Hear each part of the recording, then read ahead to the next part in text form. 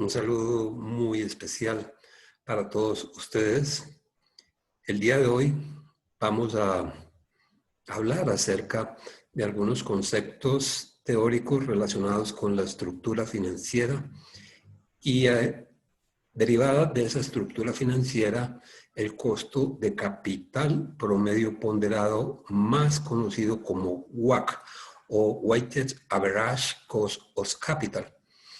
De hecho, es un tema bastante importante dentro de las finanzas empresariales, porque para nosotros poder tener un claro concepto de la rentabilidad, es necesario también tener mucha claridad en torno al costo de los activos que estamos financiando. Y esa cifra nos la va a entregar el análisis que hagamos de estructura financiera y WACC. Vamos a observar acá en esta pantalla lo que es el costo de capital promedio ponderado. Como ustedes pueden observar, es las siglas en inglés, Weighted Average Cost of Capital, que traduce el costo de capital promedio ponderado. Y ese costo de capital promedio ponderado, ¿de dónde surge? De este otro concepto que vamos a clarificar, que es la estructura financiera de la empresa. Y la estructura financiera de la empresa es la composición entre deuda y recurso propio para financiar los activos que nosotros tenemos en el desarrollo de nuestra actividad operacional. En la gráfica podemos observar que tenemos simbólicamente el balance general. En el lado izquierdo tenemos los activos. Los activos componen la estructura de activos y esta estructura de activos está relacionado con las decisiones de inversión. Cualquier activo que nosotros tenemos obedece a una decisión de inversión, bien sea la adquisición de una propiedad, de una planta, de un equipo, o el hecho de financiar nueva cartera o de financiar inventarios adicionales. Incluso mantener efectivo obedece a una decisión, así sea en un momento determinado una mala decisión, pero obedece a una decisión de inversión. Al lado derecho tenemos la estructura financiera y la estructura financiera la componen el pasivo de corto plazo y el pasivo de largo plazo con el recurso propio. Esa es la estructura financiera de la empresa. Estructura financiera que nos va a permitir financiar los activos. Esa estructura financiera se relaciona con las decisiones de financiación. Normalmente cuando le hablan a uno de financiación casi que lo asocia automáticamente con los pasivos, pero no se puede asociar solo con pasivos. La financiación de la empresa proviene de dos fuentes fundamentales que son el recurso propio y los pasivos. Entonces hay que hacer siempre alusión a ambas. Observen también en esta gráfica que tenemos otro concepto. Ese otro concepto nos habla de estructura de capital. Es importante diferenciar entre estructura financiera y estructura de capital. La estructura financiera comprende todos los pasivos, tanto de corto como de largo plazo. En cambio, la estructura de capital solo va a contemplar las fuentes de largo plazo, es decir, el pasivo de largo plazo y el patrimonio. El patrimonio es de largo plazo porque se supone que va a permanecer indefinidamente en la empresa. Es importante esta diferenciación, ¿por qué? Porque si uno analiza diferentes textos norteamericanos relacionados con las finanzas, le hacen mucha alusión a la estructura de capital, pero eso obedece a la forma en que se financian las empresas en dicho contexto. En el caso colombiano me parece que es mejor hablar de estructura financiera porque las empresas tienen en su composición de financiación una parte importante de pasivos de corto plazo. Vamos a observar de otra manera lo que es esa estructura financiera y el WACC. Como decíamos, normalmente la empresa se financia con una proporción determinada de deuda y de recursos propios. Eso va a obedecer a las condiciones propias de cada empresa. Uno no puede hablar de una proporción ideal como muchos pretenden, que la composición óptima de estructura financiera. A mí me parece que hablar de óptimo no es como muy diciente. Uno tiene que hablar de la estructura apropiada de acuerdo al contexto y de acuerdo a la situación que uno está viviendo. Entonces, hablar de cifras ideales yo no lo considero muy pertinente. Hablo de las cifras apropiadas, y las cifras apropiadas ¿de acuerdo a qué? De acuerdo a la circunstancia de la empresa que usted está analizando. Entonces, también podemos conocer como esa WACC o ese costo de capital con otro nombre, y es la tasa mínima requerida de rendimiento. ¿Y qué es tasa mínima requerida de rendimiento? Es simplemente la rentabilidad mínima que deberían generar los activos que estamos financiando con ese costo. Si nosotros obtenemos esa rentabilidad mínima, que se quiere decir que estamos respondiendo por esos activos. Y por ende podemos hablar de que estamos en un punto de equilibrio económico. Más adelante ampliamos este aspecto. Es importante tener en cuenta que normalmente cuando se habla de rentabilidad, la primera comparación que se hace es con WACC para saber si realmente somos rentables o no. Entonces miren que si yo hablo de una rentabilidad, por decir cualquier cifra, del 30%, y yo no tengo un concepto claro de cuál es el WACC, yo no sé si ese 30% es bueno, regular o malo. Yo tengo que saber, hombre, ese 30% lo generaron unos activos que costaron ¿cuánto? Ah, bueno, me cuesta financiarlos, por ejemplo, el 22%. Entonces, si me cuesta financiarlos el 22%, ya nosotros podemos extractar una conclusión diferente acerca de la salud financiera de la empresa. De lo contrario, nos va a quedar muy complicado porque no sabemos cuál es el costo, por lo tanto no sabemos qué rendimiento real le estamos generando o qué valor le estamos generando a esos activos que nosotros utilizamos.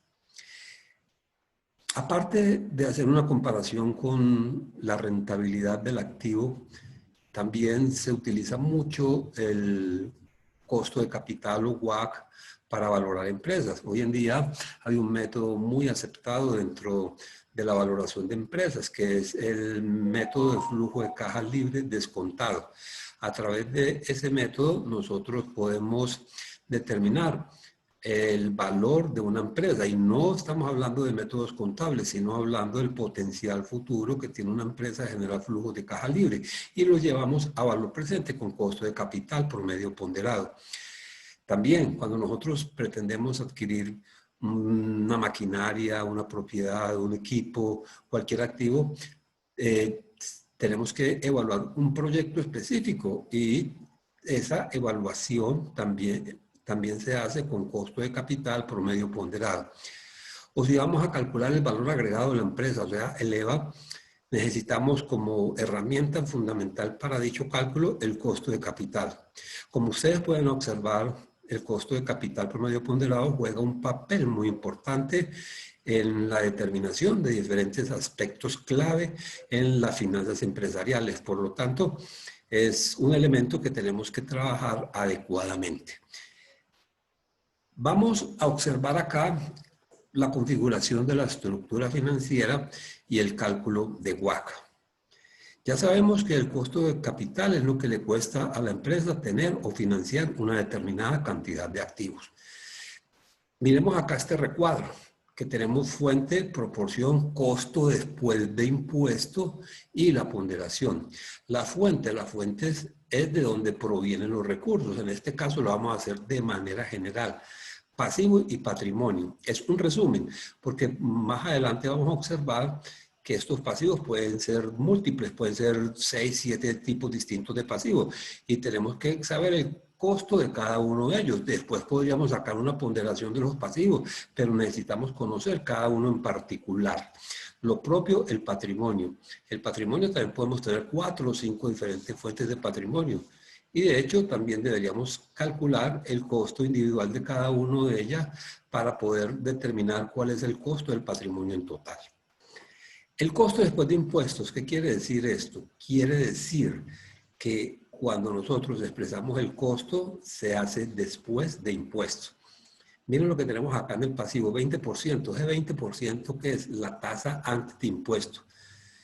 Y multiplicado por 1 menos la tasa impositiva, que me quedaría en 13.6. Y el costo del patrimonio es del 28%. Para claridad, todas estas cifras son hipotéticas. Me las imaginé en mi mente. Pero no quiere decir que esas tengan que ser las cifras, pueden ser otras distintas, cualquier otra cifra, dependiendo de lo que les decía otra, de la empresa en particular que estemos analizando. Por ahora son cifras imaginarias, que me las imaginé porque, vaya usted a ver, pero me las imaginé. Y con esas estamos trabajando. Entonces, tenemos ya la proporción y el costo. Y sabemos que el costo va a ser un costo después de impuestos. ¿Y por qué tiene que ser después de impuestos? Por varias razones. Decíamos inicialmente que una comparación y casi la primera que se hace es con la rentabilidad del activo neto.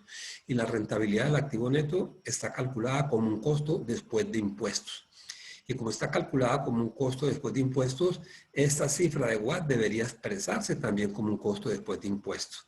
Adicionalmente, el pasivo se expresa como un costo después de impuestos porque el recurso propio siempre en la estructura financiera va a estar expresado después de impuestos. Entonces no existiría coherencia si yo expresara el patrimonio después de impuestos y el pasivo antes de impuestos.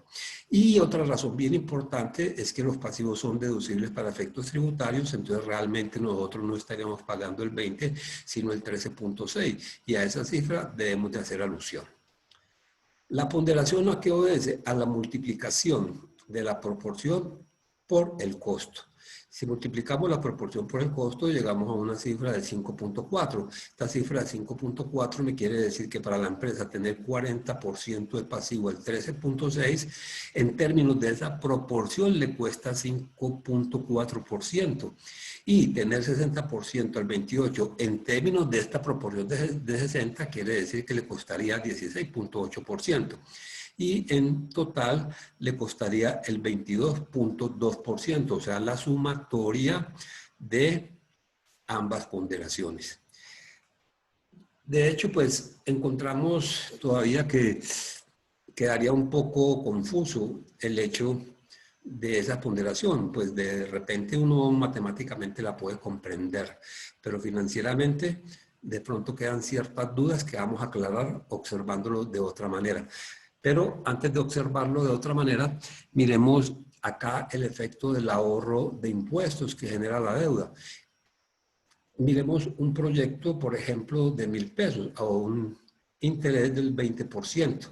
Tenemos que ese proyecto se va a llevar a cabo bien sea con deuda o solo con patrimonio. En este caso, por ejemplo, que nosotros lo estamos financiando con patrimonio, partimos de una utilidad operativa también hipotética, o sea, imaginaria, de 500. Como es solo con patrimonio, tenemos 0 intereses. Entonces, la utilidad antes de impuestos son 500. Los impuestos de 32 sobre esos 500 sería 160. Ahora, asumamos que ese proyecto de 1,000 se financió con deuda. Entonces, miren que si lo financiamos con deuda, tenemos una utilidad operativa igual de 500, pero los intereses del 1,000 al 20% serían 200, con lo cual me queda una utilidad antes de impuestos de 300. O sea, que nos bajó la utilidad y por lo tanto el impuesto. Miren que el impuesto ya no va a ser sobre 500, sino sobre 300. Por lo tanto, estamos pagando 96. Tenemos un ahorro de impuestos de 160 menos 96, que equivale a 64. O que es lo mismo que estamos mostrando acá en esta fórmula. Los 200 millones, que es el costo antes de impuestos, por el 32%, quiere decir que de los 200 pesos que yo pago de intereses vía tributaria, nos estamos ahorrando 64 pesos.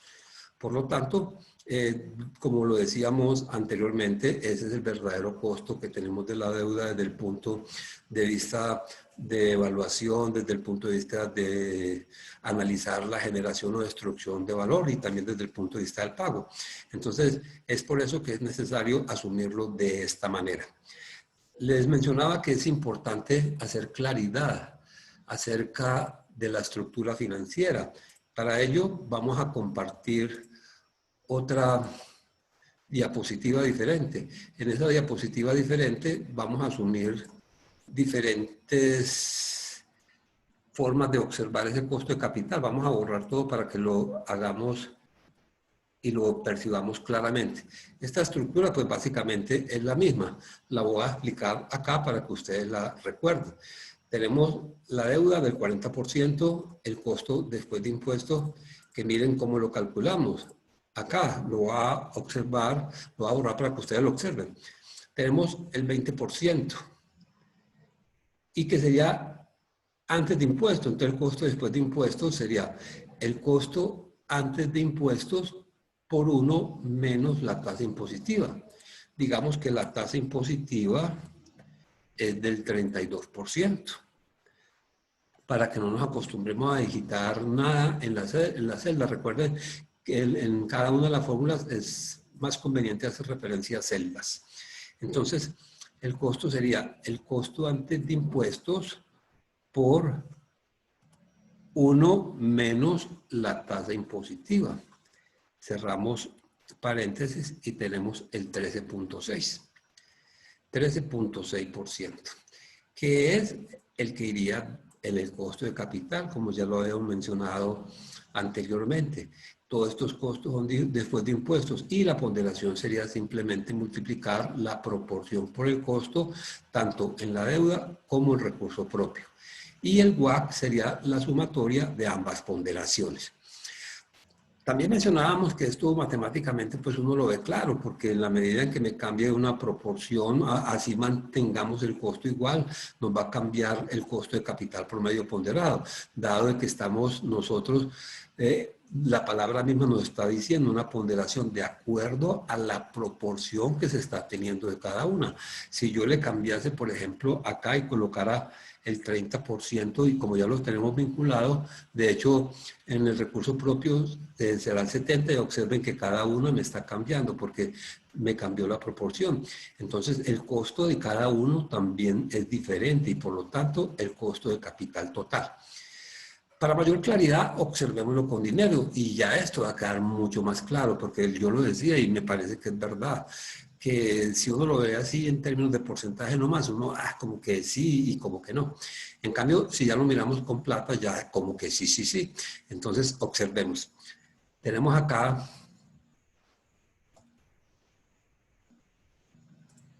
vámonos para acá, tenemos que la proporción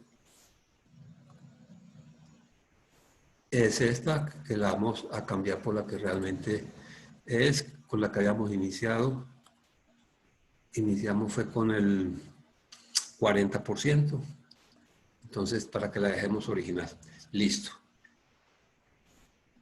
La proporción, eso es la proporción en términos de porcentaje. Para poder comprender bien el concepto, asumamos una inversión de 500 millones de pesos.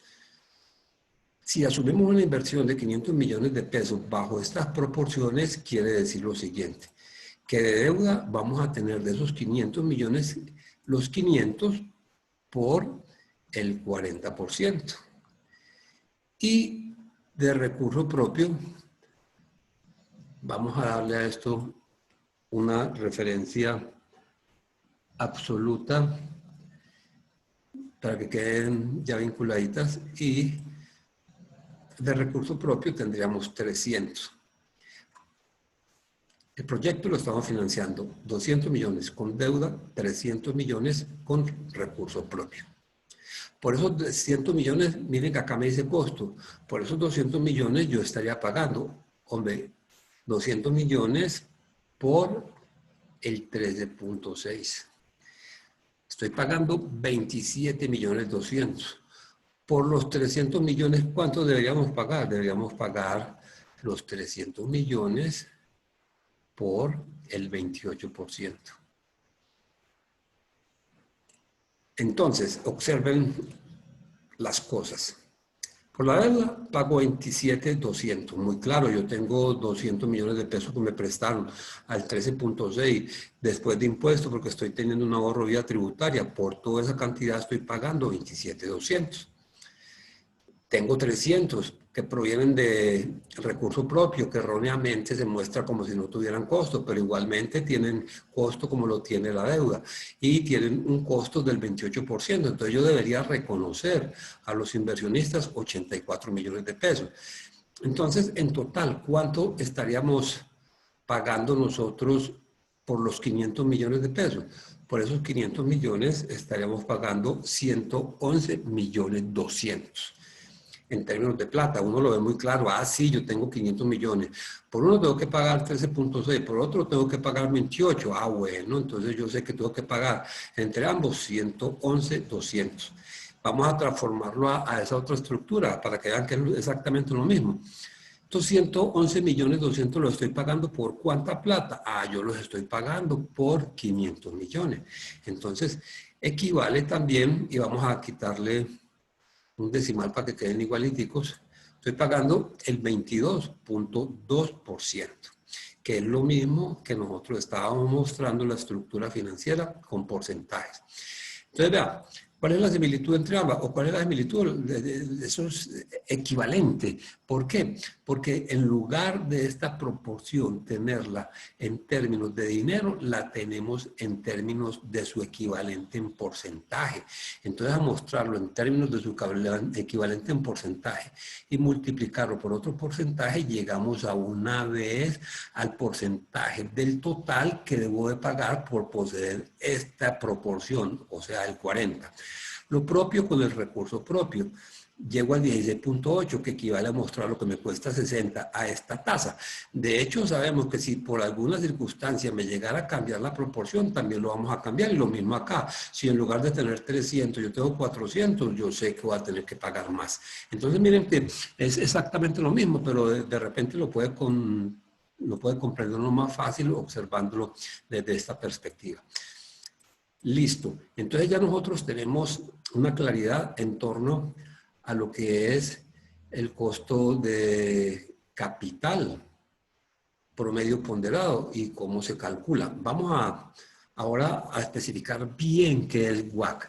Recordemos que WACC es el costo de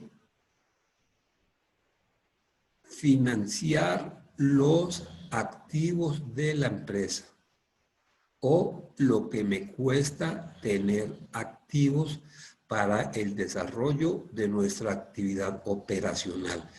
Ya sabemos, por ejemplo, en este caso, que si nosotros tenemos 500 millones de pesos en activos, para poderlos tener, debemos reconocer por esos activos el 22,2%. ¿Y por qué el 22,2%? Porque es que parte me vale 13,6, o sea, el 40%, y parte me vale el 28%, que de acuerdo a la ponderación, ambos me costarían el 22,2%. Yo no podría tomar una sola fuente de financiación como referente cuando tengo una estructura financiera. Debo de tomar el costo de la estructura financiera. Si yo voy a financiar un proyecto, yo no puedo decir que lo voy a financiar con un costo del 13,6. ¿Por qué? Porque si yo tengo el recurso de 500 millones financiado con ambas fuentes, lo que me expresa el costo de ambas fuentes es el 22,2%. Podría decir que es el 13,6. Si todos los recursos fueran deuda. O podría decir que es el 28% si todos los recursos fueran recurso propio, pero no es verdad. Entonces tengamos siempre claro que si yo tengo una estructura financiera, el costo que yo debo tener en cuenta es el costo de dicha estructura financiera y no otro. Ahora, también le podemos decir que ese costo de capital promedio ponderado es la tasa mínima requerida de retorno. Tasa mínima requerida de retorno quiere decir que es lo mínimo que nos deben rentar los activos que nosotros financiamos a través de esa estructura. Ya sabemos que lo mínimo en términos de dinero que me debían rentar son 111,200, porque lo calculamos acá en este recuadro, mirando lo que debería pagar por la deuda, mirando lo que deberíamos cancelar por el recurso propio, que por ambas estamos cancelando 111,200. Pero acá podríamos llegar en términos de dinero simplemente tomando la inversión de 500 millones y multiplicándola por esa tasa mínima requerida de retorno. Y entonces sabemos que si yo, en términos de tasa, debo sustentar el 22,2%, en términos de plata, debo conseguir 111,200,000. Entonces, ambas cifras son relevantes, de acuerdo a cualquier tipo de análisis que yo quiera realizar. Ahora, vale la pena también aclarar lo de las proporciones, porque vamos a colocar acá varias proporciones. Por ejemplo, coloco el 60 y acá voy a colocar un paréntesis, primero que todo, 1 menos el 60.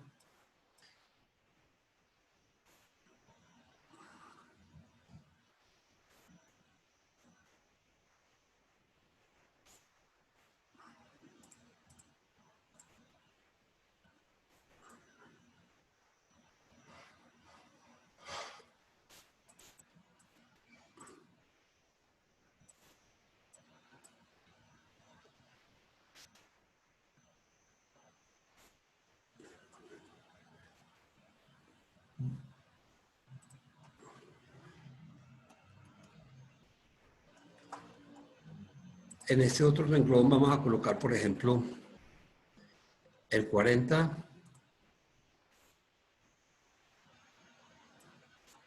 y acá sería 1 menos el 40. Acá, por ejemplo, en este otro renglón vamos a colocar el 70. Acá sería la misma fórmula, 1 menos el 70. Y vamos a colocar acá 30%.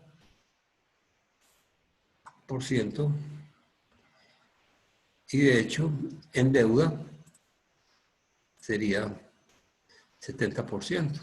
Y otra, por si, para que no nos queden dudas, 50. 50 y 50. 50 y 50. Entonces, la sumatoria de ambas, 100. Y la sumatoria de todas estas combinaciones son 100%. Desde el punto de vista contable, todo bien. ¿Por qué? Porque es que tenemos la igualdad de la ecuación, que si deuda más patrimonio da el 100%, entonces tenemos que activos es igual a pasivo más patrimonio, y puede ser con la combinación de 60, 40, 40, 60, 70, 30, 30, 70, con cualquiera de ellas nos va a dar el 100%.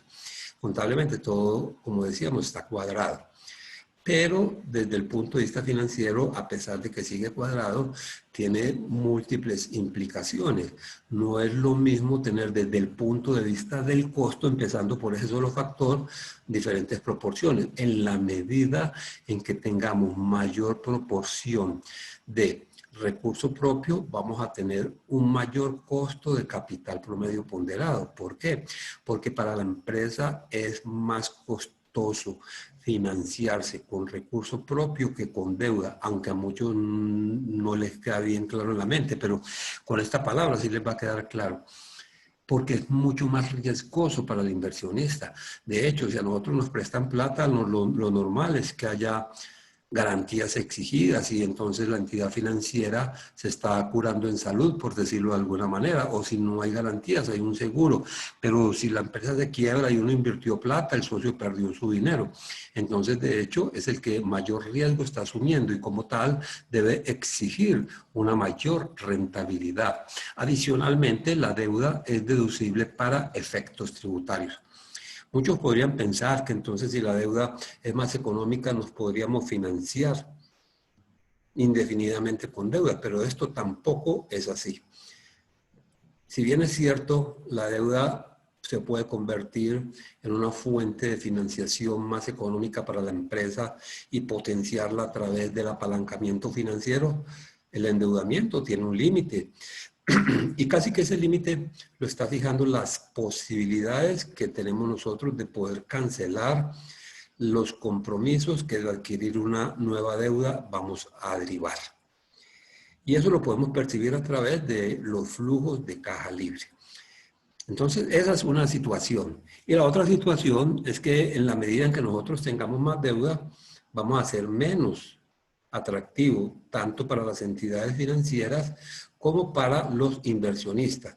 Pero igualmente, si nosotros tenemos más recursos propios, es probable que sea una empresa mucho más costosa a pesar de que muestra mayor solidez y solvencia económica y más atractiva para inversionistas y acreedores financieros. Y como es más costosa, de hecho también va a disminuir su rentabilidad. Entonces miren que es diferente análisis que se hace con cada una de las fuentes y con las proporciones que tenemos. Y sigo insistiendo, ¿a qué va a obedecer cada una de ellas? A la situación propia de cada empresa, las circunstancias que estemos viviendo y lo que nosotros también dispongamos como administradores y gestores de un negocio, porque en múltiples circunstancias uno mismo está analizando cuáles son las posibilidades y las expectativas que tiene con el negocio que está llevando a cabo. Devolvámonos ahora a las diapositivas para que retomemos otro concepto, y es el siguiente.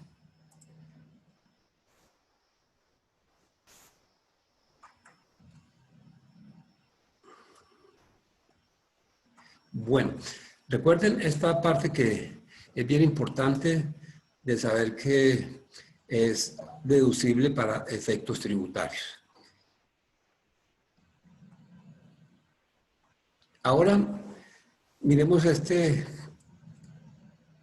esta cantidad de elementos que se deben considerar cuando estamos hablando de asumir o no una deuda.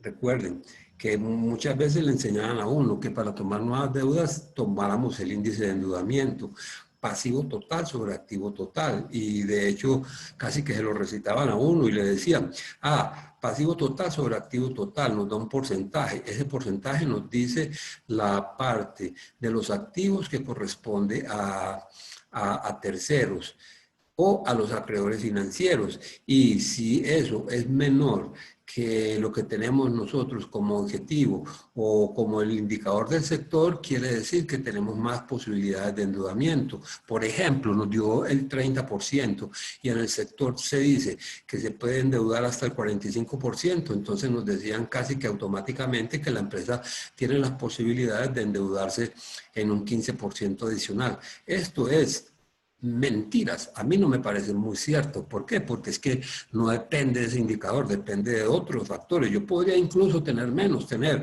en mi indicador el 10% y no poder endeudarme más. Así el indicador me está diciendo que tengo la posibilidad de asumir más deuda. Pero no es verdad. ¿Por qué? Porque yo tengo que mirar primero para saber si puedo sustentar lo que me está diciendo el indicador. Si tengo la capacidad de pago suficiente al asumir los nuevos compromisos. Y eso lo percibo a través de los flujos de caja libre. Entonces, la primera variable que yo debo considerar son los flujos de caja libre, la capacidad de pago.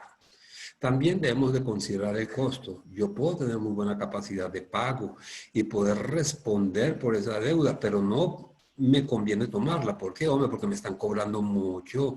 Entonces, el hecho no es pagarle una tasa bien alta, que quiere decir que tengo un proyecto bien bueno, pero que estoy trabajando para otros. No tiene mucho sentido. Como le sucede a múltiples empresarios de MIPYMES con los conocidos pagadiarios que salen trabajando para otros y después salen con problemas mayúsculos porque no tienen la capacidad de pago y ya el riesgo que asumen ya es de otra índole. Los plazos que se deben ajustar a los flujos de caja libre. Yo no puedo pretender tener una deuda, por ejemplo, de largo plazo para pagarla en el corto plazo. Diga usted que va a comprar un activo costoso, una maquinaria o una propiedad y que la vaya a pagar un crédito a un año. Normalmente esos créditos son a 10, 15 años. La rentabilidad que está en su uso.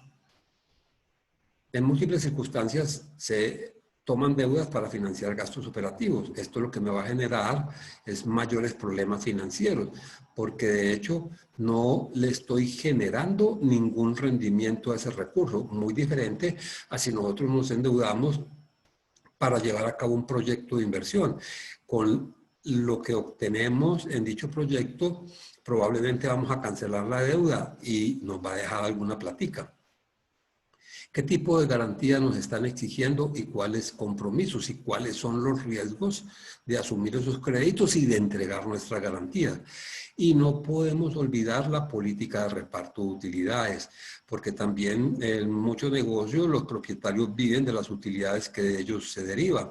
Entonces tenemos que hacer consideración también de esa política para saber cuál va a ser nuestra capacidad de pago. Muy bien. Ahora vamos a mirar otro aspecto y es el siguiente. Como pasa aquí, ojalá que nunca nos vaya a pasar esto. A mi mamá le debo la vida y a Bancolombia esta vida y la otra. O sea, que debemos de ser muy racionales en el endeudamiento para que no lleguemos a estos niveles. O peor aún, que lleguemos a otro tipo de nivel, como le sucede acá a doña Margarita. Y es, no mija, aquí esperando a los pagadiarios. Entonces normalmente cuando usted se endeuda con pagadiarios, no va a tener posibilidad de pagar y en la última instancia, ¿cómo los tiene que esperar? Como está doña Agripina aquí esperando a los pagadiarios. Entonces tengamos muy en cuenta que si nosotros vamos a buscar deudas, que sean deudas productivas y con costos adecuados, no con costos como los que está asumiendo esta señora, porque se vuelven costos demasiado peligrosos. Para terminar por hoy, les voy a mostrar esto. Si bien es cierto, hablamos nosotros ahora de manera, les decía, resumida, de deuda y recurso propio, vamos a hacer ya alusión a lo que son las fuentes específicas de financiación y que vamos a proceder posteriormente a su cálculo para poder llegar a costo de capital promedio ponderado. Desde el punto de vista de la deuda podemos calcular créditos a nivel nacional y hablando de crédito a nivel nacional tanto de corto como de largo plazo o créditos internacionales, la emisión de bonos, leasing y papeles comerciales y algunas otras características de deuda diferentes. Pero acá a manera de ejemplo estos cuatro. Y desde el recurso propio lo podemos hacer con acciones comunes y dentro de las acciones comunes podemos hablar de acciones comunes vigentes, o sea, estas que están en circulación en el momento, o de nueva emisión de acciones, las que nosotros pretendemos colocar en el mercado. También se puede hacer alusión a acciones preferentes, que son las acciones que tienen una característica diferente a las comunes. Entonces hablamos de acciones comunes como acciones comunes vigentes o nueva emisión de acciones preferentes y de utilidades retenidas, que las utilidades retenidas son una fuente bien importante de financiación y que deberían jalonar el crecimiento de la empresa y tienen un costo para la empresa. Y para salirnos del contexto de sociedad anónima, porque estamos hablando de acciones, pues también calcular el costo de aportes para cualquier tipo de empresa que nosotros tengamos en mente. Entonces, estos son algunos conceptos teóricos que vale tener presente para poder comprender a cabalidad todo lo relacionado con el costo de capital promedio ponderado y las implicaciones que tiene cuando ya nosotros lleguemos a los cálculos numéricos.